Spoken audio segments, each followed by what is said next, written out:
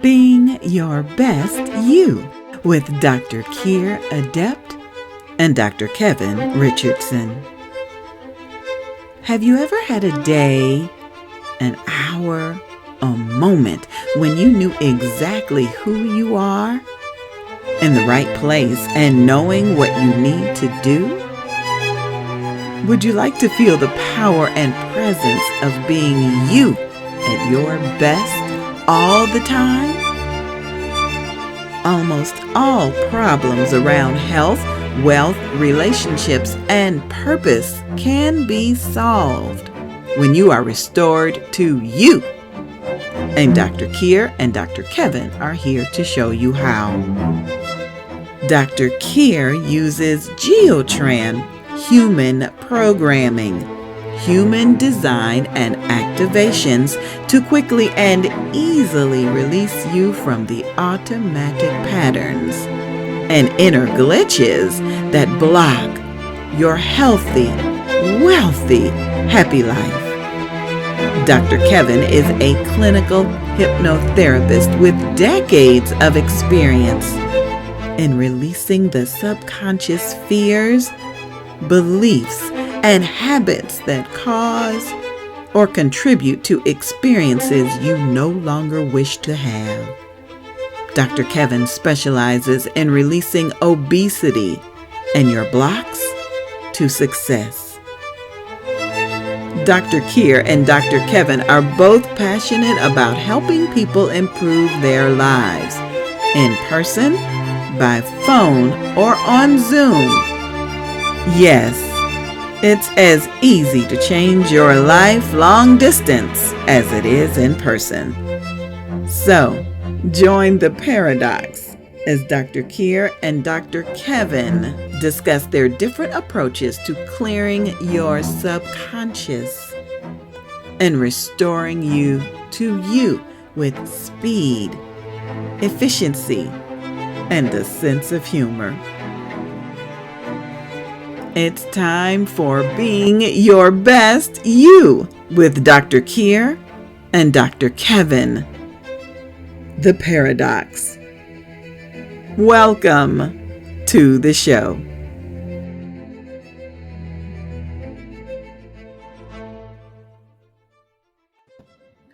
Hello, and this is Dr. Keir Adept, and this is Dr. Kevin Richardson. Yay! That's Dr. Kevin, and together we are a paradox. Yeah, can't resist the pun if one's available to us, obviously. I am a G-Tran genius. I've created my own technique called activations. I am rebranding as Adept Activations instead of G-Tran Global. And oh boy, I can just go into those inner computers and fix stuff. Yes. So you get to do whatever it is you're doing. Because if it's great, I'm not going to touch it. You get to do whatever it is you're doing with speed and efficiency and, if possible, a sense of humor.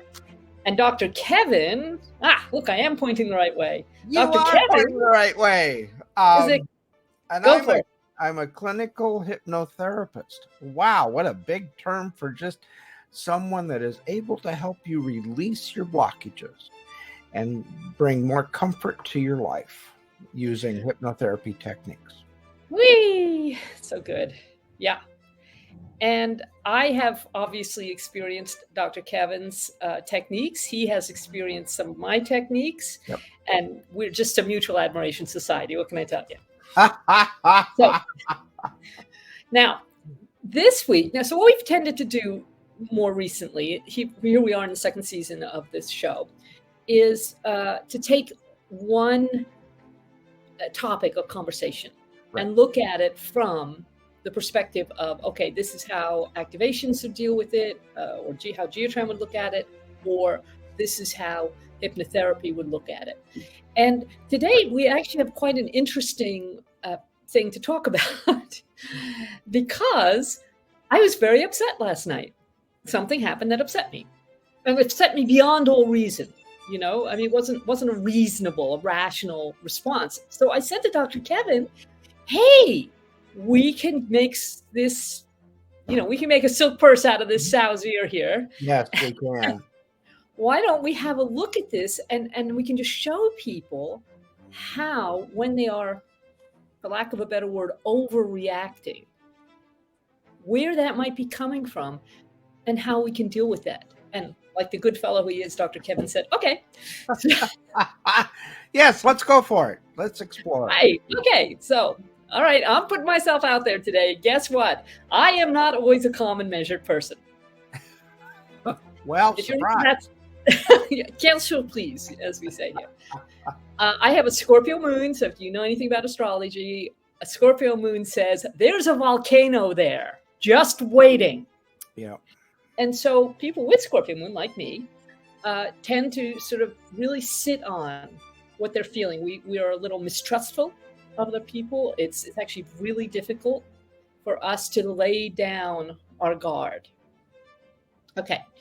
Well, it so happens that I have a friend here in France who I have been spending quite a lot of time with, and we've been getting kind of cozy. And hey, this is a French guy, so you sort of have an assumption there. I mean, I'm a straight woman. He's a straight French guy. That there's going to be some interesting interactions, which I was at least willing to consider, to look at. It's not that I hesitate to say that, for example, I have a crush on him, but there's certainly enough sparks flying.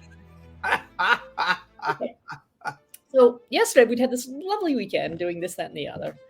And yesterday he said, in a very calm, kind, respectful, I don't want to make this guy out to be a bad guy. He's not a bad guy. He's a very good guy, very intelligent, very sensitive, just what you would like in a guy, especially French, because as we know, the French make the best lovers, although the Japanese do make them smaller and cheaper.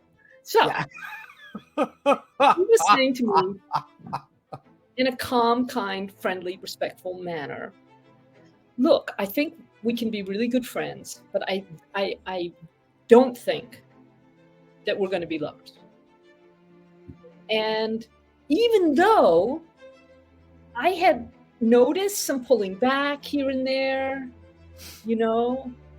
I thought it was about a crisis that I know he went through about 2 years ago. It turns out that there's someone else he's interested in. Fair enough. We're friends. There was no promise made. And that's the thing about flirtation. Nobody knows what, if anything, has been promised. But, big but coming up for me. I had actually let my guard down with this guy.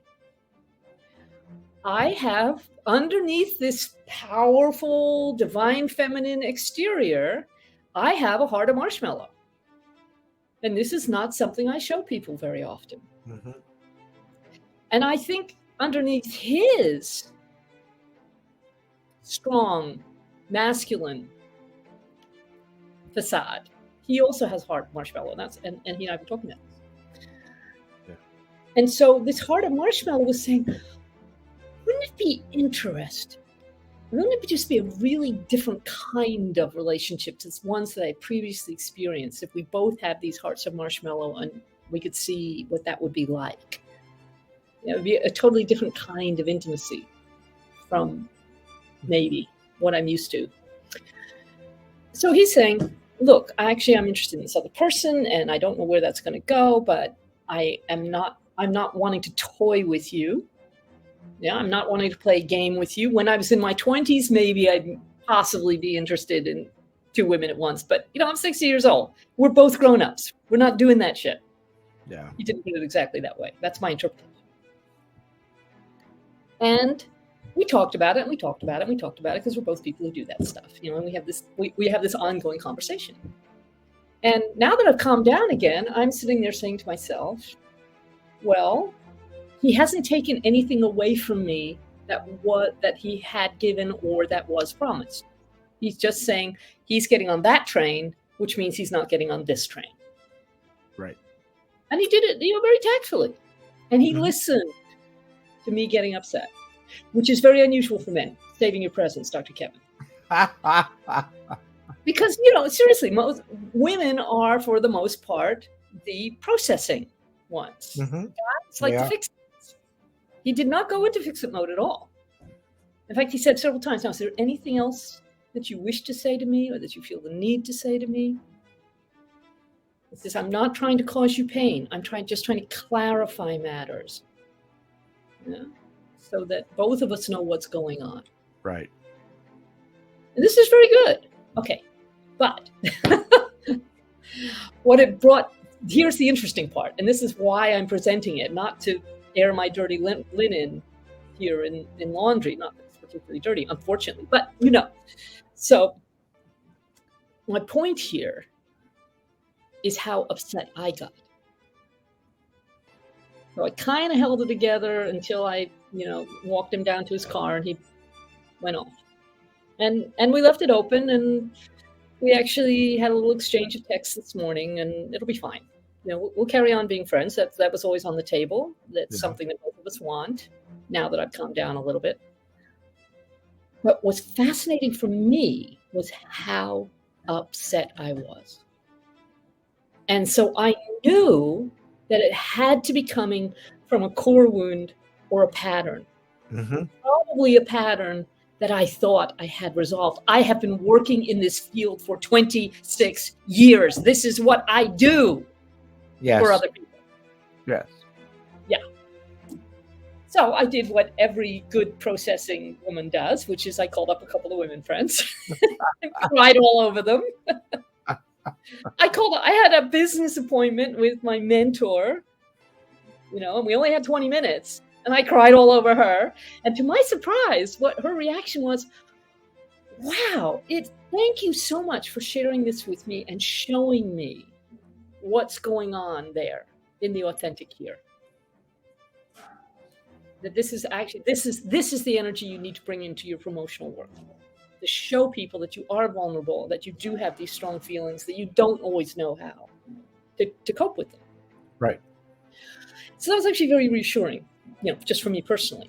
But it was just bugging me all day. Like, why is it that I am just so upset about this? It really does not change the relationship that I have with this man. It's just that, and it's not even about rejection. I mean, he even said to me, look, this is not about you.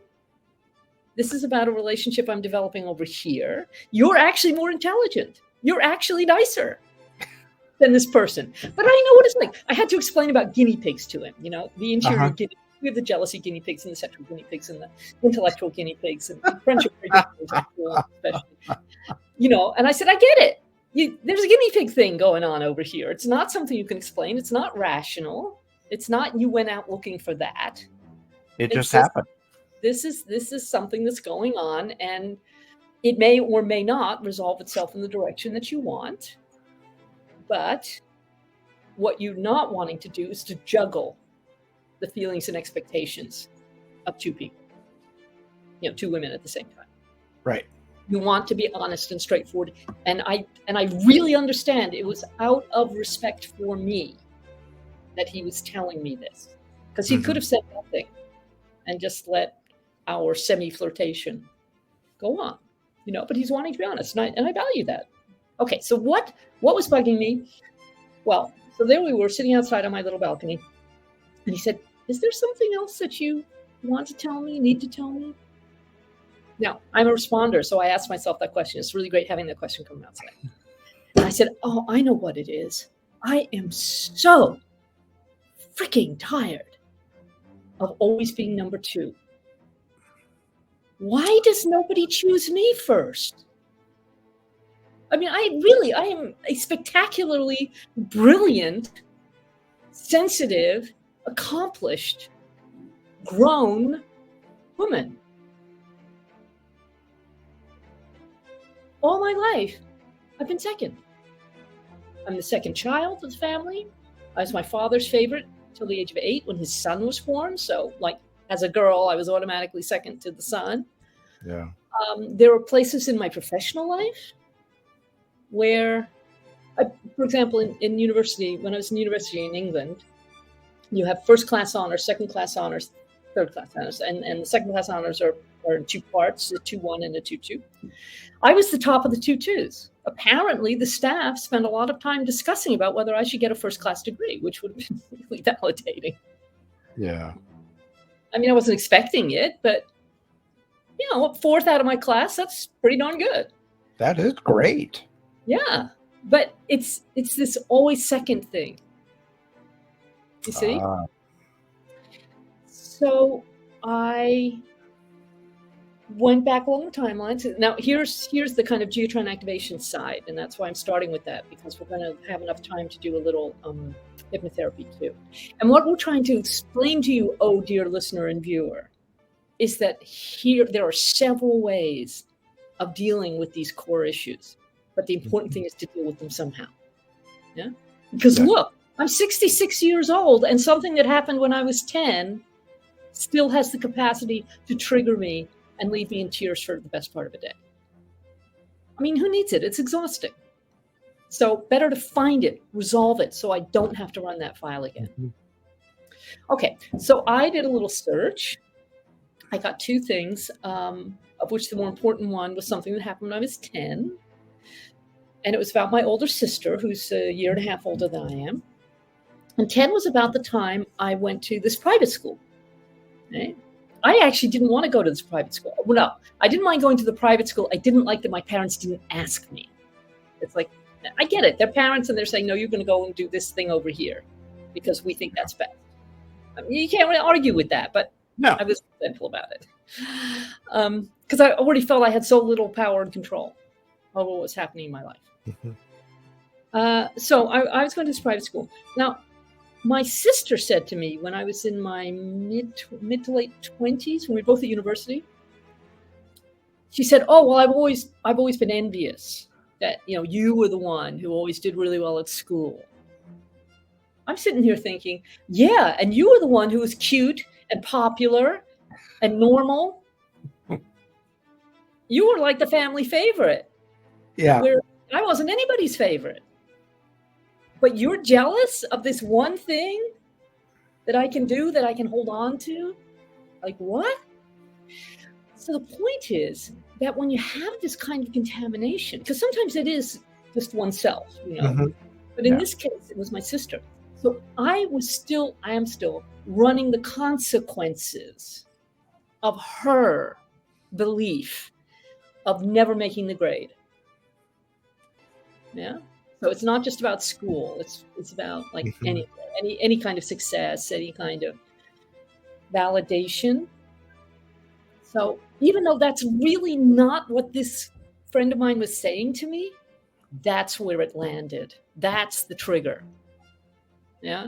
It triggered the open wound from your sister. Yeah. So it's like, once again, I'm not top of somebody's list. And even saying it now, and I pretty much got over it, seriously. Even saying it now, it brings up, a stress and attention. So for me, in my what I do, in the activations and the integrations, the magi, the miracles, activations, geotran integrations. I know what to do. I go back to that time when it happened, and I do my positive points. And I throw out my sister, wah! And I delete her pattern, beep, and I feel better. And I keep doing that until it checks, using muscle testing, that's 100% clear. Can you imagine? I found this French guy who's intelligent, sensitive, and trained in muscle testing. Ooh. Well, of course I want to jump his bones. Obviously. Well, that's pure honesty. Okay, so I did all that. And of course, I talked to some women friends and, what have you. But, if you're finding you're overreacting to something, that's the thing to do. Use your muscle testing and you say, when did this start? Is this me or is this somebody else? So I start with, is it me or somebody else? Okay, it's not me. Female person, what age, 10 years old, muscle test, muscle test, muscle test. So who was around me when I was 10? What was going on? It was my sister, because I was going to this new school and she felt that she was being left out. Yeah, and she projected that at me. Okay, I feel a lot better. That's really good. However, have I really eliminated that from my subconscious, which is the playground for, let me get the fingers right, for Dr. Kevin. Right. So It's I'll bet still you there. work with people for these kind of core wounds all the time, yeah? I do. Okay, so take it away, Dr. Kevin. Well, Dr. Keir, thank you for just being so honest and just raw emotion. So that really I feel is, quite nervous. yeah, I can tell you're kind of shaking inside. A little bit. And honesty, I find that when you are a doctor and you have a high degree or a high intelligence, it's difficult for us to expose our emotional side. Our vulnerabilities, yeah, it really is. And it's something that we as people that have been educated, we have been taught to kind of hide our emotion and go on science. Yeah, it's And true. so during our PhD programs, we do a lot of research. It's all science. Mm-hmm. It's learning science. It's learning what's out there. And the emotions are forgotten. But then when something happens, boom, it comes out, and it's frightening to us when it does pop out. And it's surprising that it popped out. Yeah. And we're upset because we allowed ourselves to become upset. Yes. I guess in an ideal world, I believed that I had the capacity to just listen and to agree, not in a people pleasing way, but because what he was saying was perfectly okay. He wasn't saying I never want to see you again. He was actually admitting to the attraction and saying, and this is why he had to make a decision so that nobody was left dangling.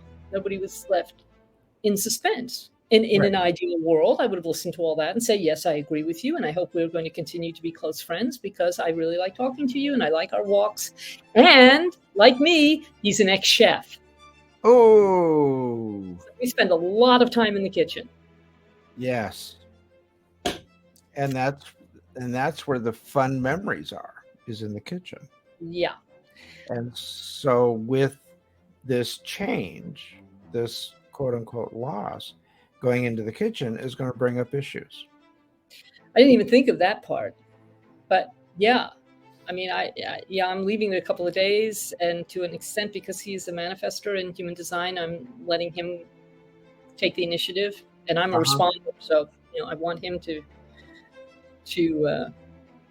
express a desire to see me. So we could do a hypnotherapy. Let's go for it. We're at 23 minutes and 40 seconds. We got time? We got time. What would you like to focus on? Well, I'd like to make sure that this, well, firstly, is the 10-year-old pattern from when I was 10 years old. Is that really the beginning of this, or is there something further back? Because we really want to take it from as far back as we can go and to flip that, either delete that file or flip it in some way. I don't know what that way would be. Okay. Yeah, but we need to change. See, firstly, in both of our disciplines, what you imagine or fantasize or tell yourself the story about is just as valid to your inner system as what actually happened. Right. But a lot of the problem with what things that actually happened is that we have interpreted them in a certain way. Correct. And sometimes it's easier to change the interpretation than to delete the file. Well, it's certainly much easier to change the interpretation than to rid yourself of the file. And hypnotherapy can work very well in changing the perception, the interpretation. Let's do it then. All right, my friend. I will put on my hypnotherapeutic face.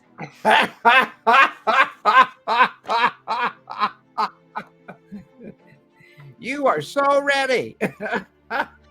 Yeah, I really don't want to feel that again. I really don't want to. It's been going on for a long time, and I'm done. I'm done. I want to be able to be open to someone without exposing that kind of raw nerve. I want the raw nerve to be dealt with. Do you see what I mean? I do. But I think if you find a relationship that's meaningful and mutually agreeable, I think you are going to show a raw emotion, because that's what love is about. Oh, yes. And I don't mind that. I guess what I was trying to say, maybe I didn't say it quite as I intended. Maybe I didn't hear it. Maybe I didn't hear it. I want to get this particular trigger taken care of. Yeah, because it's not happening in the now. This fellow did not betray me. This fellow did not dismiss me or in any other way contaminate my field. This is from my sister. This is from when I was. This is 56 years ago. Enough. Enough is enough. Yeah. Okay. All right. That reaction on somebody who's actually behaving quite well towards me, even though he's not going in the direction that, on some level, I would have liked. Okay. Well, we can deal with that. Let's do it. Okay. So, Keir, we're going to, just to let everybody know, we're going to do an actual hypnotherapy. And so please, if you are going to participate, please be in a safe place. Do not be driving a car and do not be operating machinery. And it is an actual hypnotherapy session. So if you don't want to participate, totally okay. Can just pull back and just emotionally separate yourself from the screen. That's an interesting vision. But if you do want to participate, you who are listening or watching, you can throw in whatever you believe your core thing is, and allow that to be reinterpreted at the same time as Dr. Kevin is working on mine. Okay. All right. So, Keir, let's go ahead and get started. Okay. I'm going to ask you to close your eyes. Take in 5 deep breaths. Breathing in calm. Breathing out tension. Breathing in peace and serenity. And with each breath that you take in, you're allowing your body to go deeper and deeper, feeling more relaxed, feeling more at peace. And on your journey, you're coming to a grand staircase, most beautiful staircase you've ever seen. Safe, solid, good handrails. And with each number, I'm going to count backwards. And as we're counting backwards, you're going to be descending this staircase. And with each number, you're going to allow yourself to go deeper and deeper. Starting at 10, allowing your body to relax. Noticing that your breathing has become easy. Going deeper and deeper. At 9, doubling your deepness. Total relaxation. You can picture, visualize, or imagine faucets on the end of your fingers. And as you open up the faucets, all tension, stress, anxiety, sadness drains out of the body like water drains out of a sink. You can watch your emotions, you can watch your anxiety, your stress, sadness swirl around like a sink that is draining. And you can watch these drain down, deeper and deeper. At 8, feeling more relaxed, doubling your deepness, listening only to my voice, going deeper and deeper, feeling more relaxed, going deeper and deeper. At 7, 6, 5, you're halfway there, doubling your deepness, doubling your relaxation. You're able to glimpse into your future, and you're able to see that there is a garden, and you can fill in all the details of that garden. The greens, the yellows, the blues, the purples, the lavenders, the scents, the orange, the lemon. How fresh and clean those scents are. At 4, drifting deeper and deeper, feeling more relaxed, doubling your deepness, going deeper and deeper, feeling more relaxed, feeling calm and at peace. At 3, drifting deeper and deeper, drifting, floating, drifting deeper and deeper. Kind of like seeing a leaf drift from the tree down to the ground, gently, floating, deepening. At 2, drifting deeper and deeper yet. You're able to smell the aromas of the different flowers, the roses, the gardenias. Drifting deeper and deeper, feeling more relaxed, drifting deeper and deeper. At 2, drifting deeper and deeper,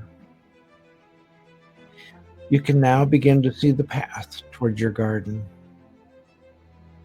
At 1, drifting deeper and deeper, feeling more relaxed.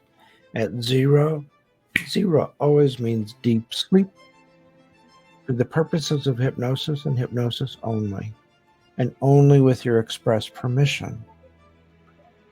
Here, by closing your eyes, taking 5 deep breaths and repeating the words deep sleep, you'll be able to return to this level quickly and easily.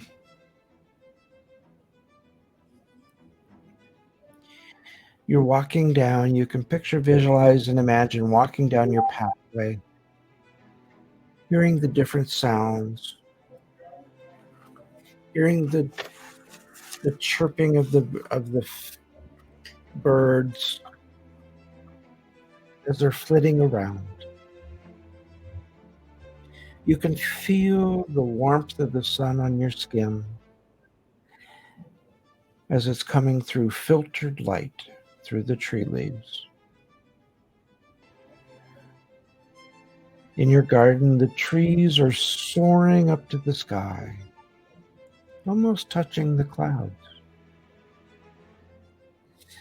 You can see the green grass. The grass feels soft and lush. The flowers are abundant. All your favorite flowers.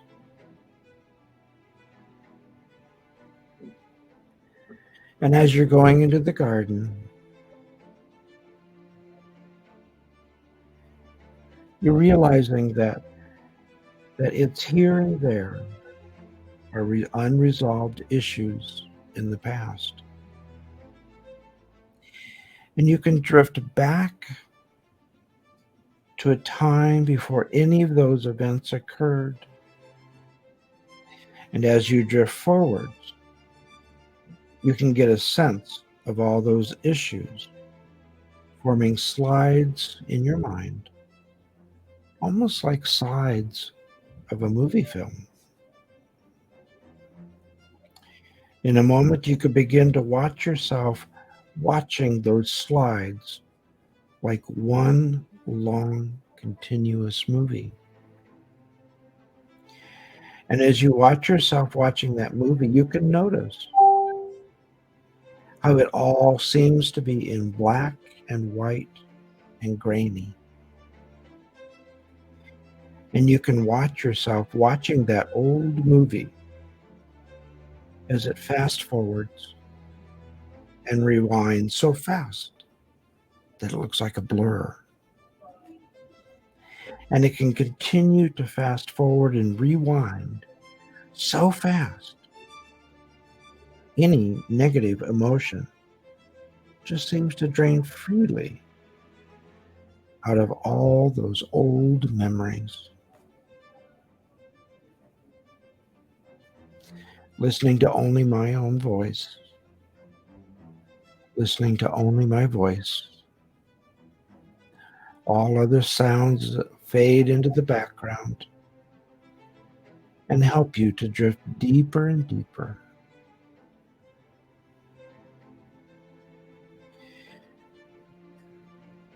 You know, we all wish certain events went differently, or that we were able to say or do things we never did. And outside of conscious awareness, these things can be done or said in a way that resolves those memories, putting them firmly in the past. You can take as long as you need over the next few moments to work through all of those memories as you watch that you are watching that old movie.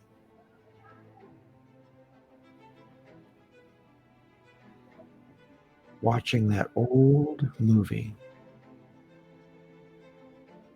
Fast forwarding, fast rewinding, forward and backward.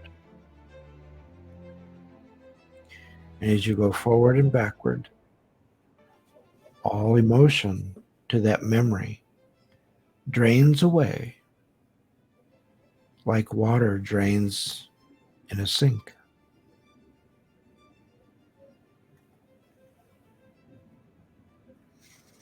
That's right. You're doing good, Kier.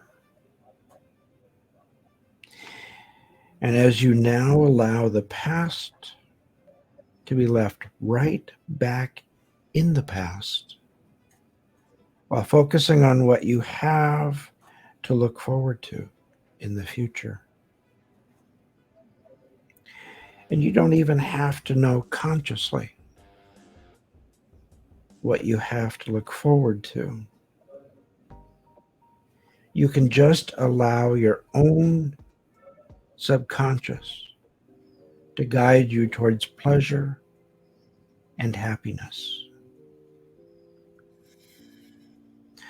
while focusing on making sure each foot is pointing in the right direction as you take each step, and make sure you only step with one foot at a time.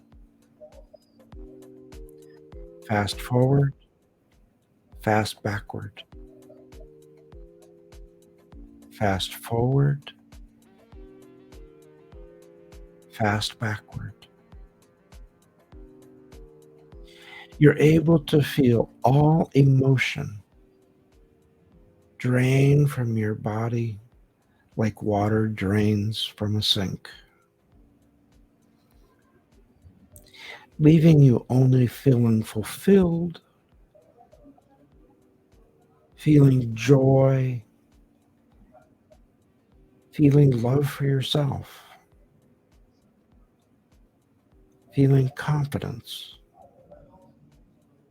knowing that the past is firmly placed back into the past.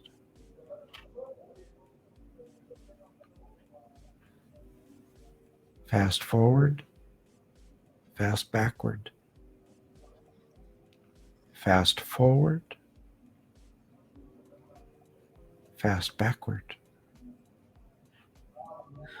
All emotions are drained from this memory. All emotion is replaced with love and compassion, filling you with joy, serenity, happiness.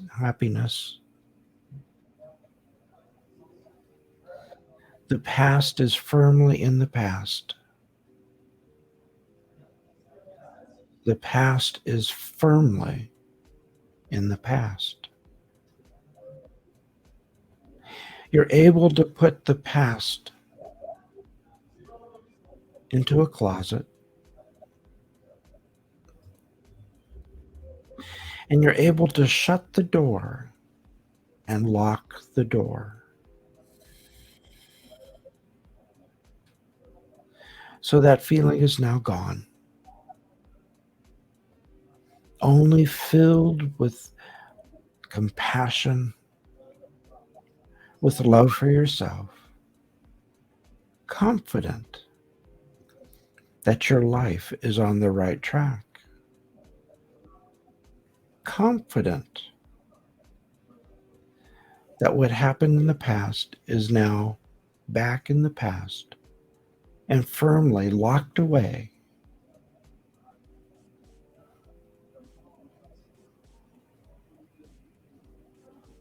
Fast forward, fast backward.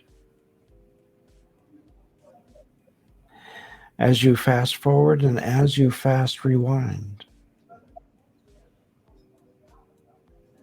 the emotion disappears, only replaced with compassion and love for yourself.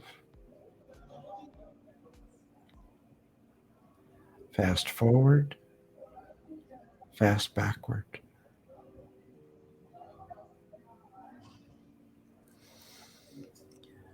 So, Kira, it's now time to start coming back.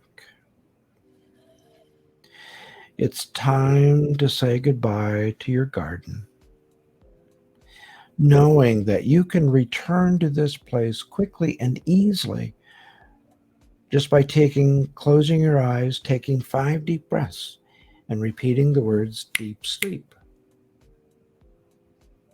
You're able to return to this garden at any time. You're able to feel the love, the compassion, the healing that this garden offers you. And we're going to start counting from 0 to 5. 0, 0 always means deep sleep for the purposes of hypnosis and hypnosis only, and only with your permission. At 1, you're at the gate, getting ready to leave your garden. And your garden is giving you a gift, the gift of compassion, the gift of serenity, the gift of love. This is a gift that you're bringing back with you. At 2, we close the gate to the garden, knowing that we can return to this garden at any time by closing your eyes and taking 5 deep breaths and repeating the words, deep sleep. And deep sleep is only for the purposes of hypnosis and hypnosis only. You'll be able to return to this garden quickly and easily and feel the compassion and the healing that surrounds you in this garden.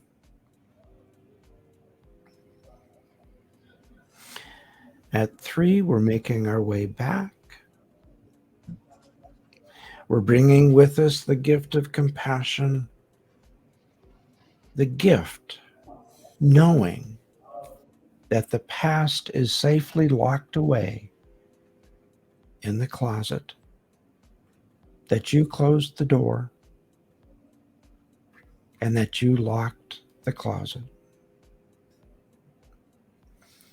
At 4, you can feel the air in the room. You can feel the chair beneath you. At 5, eyes open, wide awake. 1, 2, 3, 4, 5. Eyes open, wide awake, and welcome back.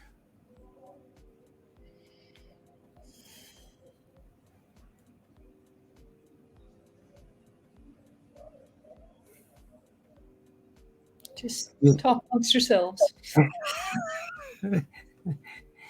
One thing about doing hypnosis, and when you come back, when you first come back, really it's difficult to put into words what you're experiencing. Yeah. There are no words to describe it. Mm-hmm. It's a feeling of total relaxation. It's a feeling of at peace with yourself and peace with the world. And so it's really hard to put into words. Even for me. Even for you. And that's a surprise. You're always, I don't think I've ever known you not to be without words. But I can also see in your face and your eyes, you're much more relaxed and much more at peace. Mm-hmm. And it was a deepness that you were able to actually visualize, imagine, or picture putting the past in the past and locking it away. So part of what we're doing here, or part of what I do at any rate, when I work with people, one of the very first things that I teach them is about being in the now. Because even as I was getting upset earlier today, last night, I as soon as I understood there was a trigger involved, I knew that was taking me out of the now. And it was taking me out of that divine place where we're any of us, where we're able to love ourselves the way that God loves us, the way that Spirit loves us. I mean, that's really where we start creating our world. And curiously enough, I received today a set of notes for a conference call that I was not able to be on yet, but I will be doing the transcription in a couple of days. And it was exactly on this topic. Were there places, principally contaminations, in the past that you are still living or processing their consequences? And that is taking you out of, not only taking you out of the now, but taking you out of being 100% you. Mm-hmm. Yes. Yeah. Because when I'm 100% me, I can look at those issues and think, oh, well, okay. And that's the kind of family I grew up in. What else One is of the reasons I don't visit them. Um, but even more when I'm working with people, it's like people come to me because they've been triggered by something, or there's some other kind of contamination or assimilation or whatever the heck it may be. And what we do in integrations activations is firstly, we throw off the things that are not you, Mhm. and we make sure that you're in the now. Yeah? Yes. So very frequently I'm saying to clients, well, okay, let's be in the now, because whatever it is that's bothering you, it's not actually happening in the now. It happened when you were 3. It happened when you were 21. It happened when you were whatever. So it's a little bit like looking, as you were describing, looking at that video feed and saying, oh, okay, that happened 24 years ago. That happened 50 years ago. I don't have to live it now unless I choose it. Right. Yeah. So. And that's, I work with so many clients that have issues in the past. And so many people say, well, can't you do a regression, age regression? Yeah. And the answer really is we don't like to do that because our memories are not accurate. They're not like a recording. So you can go back and visit your memories. Mm-hmm. They can be contaminated. Exactly. And especially with age regression specifically, at least from the way we look at it in my world, it's like you didn't have the resources to do it then. So the last thing we want you to do is go back there, try and fix it, still not having the tools. Right. What works much better is for you to be here and look at it there and introduce a different element. Correct. And that's why we did the video routine, the film routine, because you're able to safely look at it from the present. Yes. And look at it kind of going, well, that was silly. Yeah. You can put whatever interpretation on it you want to. Yes. I mean, I could go back there and say, well, okay, at the time I was upset that my parents sent me to this other school, so I didn't know anybody. But I could then reinterpret it as, wow, I am so thankful that I went to that private school because it started me speaking French, Right. which is obviously very useful to me now. And the measure of the education was much higher, and there were lots of advantages.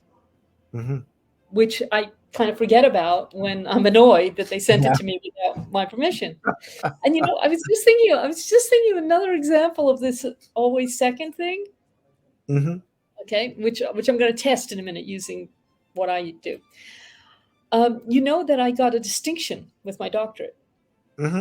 This is exceedingly rare. It's only the second time that university gave out a distinction. Wow. For this doctorate. But it was still the second time. It wasn't the first time. So I was definitely top of my class. Oh. That kind of reminds me of the movie that Barbara Streisand did, to where she was secondhand Rose. Yeah, exactly. Always secondhand. And even my boyfriend was used. He was married before. Well, right. It's so, like. Yeah. Yeah, like that. So let me just go in with my other tools for a second. So has this trigger. Okay. Actually, I'll have you do the question, if that's okay, Dr. Kevin. Okay. Because I'm such a responder, it helps. Yeah. Okay. So I would like you to ask me, okay, Kier, yeah, you definitely, you're always second, never first. Okay, Kier, you're always second, but never first. Okay, see, so I'm checking me. Am I still on if somebody says that to me? Do you see? Yeah, I'm still strong. It's not causing my system to crash. Because here's the thing, when you get hit by a contamination like that, it's not just that the particular instance today or last night, it's all of the intervening ones, the interstitial ones. So it becomes like a cascade. Mm-hmm. So we have 100% cleared this cascade for Kier at this time, multidimensionally. Yeah. That's what I want to make sure, is that there's not some lingering little bit in the corners that's going to take me by surprise if something like this should happen again, because, hey, the universe is like that sometimes, It is. It does. It is. But we do always have a choice of response. We just forget. Yeah. Yeah. And we can choose how to respond. We can. So. And part of, for me, and this is not my usual pattern, so it was very interesting for me to observe this about myself last night, today, was I actually let myself cry. Actually let myself be upset. I didn't spend a lot of emotional energy saying, no, I got to contain this because it's going to disturb other people, or it's a waste of my time, or whatever. So no, how about we go through it instead of around it? Just once, just to see what that is like. Mm-hmm. And you did. But I did. And you've come out the other side just fine. Yeah. And we released the past. Yeah. So now, Kevin, if you would please code me up. So, Kier. Oh, look, there's your telephone. There's this guy sending you that text. What does that look like? So, Kier, on your phone, there's this guy that is sending you a text. So what does that text look like to you? Yeah, I'm going over here because I'm on my computer, obviously, while we're doing this, and I'm going over here and saying, because there is actually text there, but it's not from him. But it's actually about him. Yeah. And it's a friend saying, how are you doing? And I'm saying, well, I just got cleared. That trigger by Dr. Kevin. Yay! Public on the telly program.